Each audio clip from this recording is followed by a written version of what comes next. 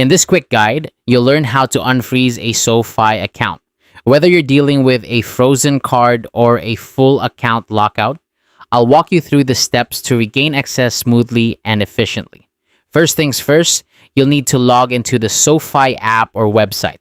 This is your starting point for managing your account and resolving any issues. Once you're logged in, you can begin to assess the situation. If you find that only your debit or credit card is frozen, head over to the banking section or card details within the app or website.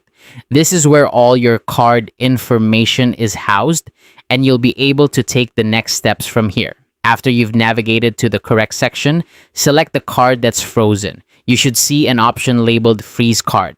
Simply toggle this option off to unfreeze your card. This should immediately restore your card's functionality, allowing you to use it for transactions once again. However, if your entire account is frozen due to security reasons, the process is a bit different. Unfortunately, you won't be able to unfreeze your account directly from the app in this case. The freeze is likely a security measure to protect your account, and you'll need to verify your identity to regain access. To do this, you'll need to contact Sofi customer support. They are equipped to help you verify your identity and will guide you through the process of restoring full access to your account.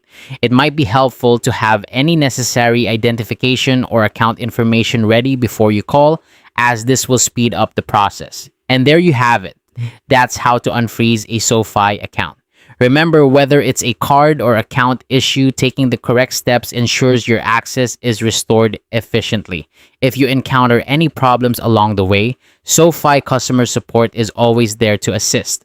Thanks for watching, and I hope this guide has been helpful in resolving your account issues.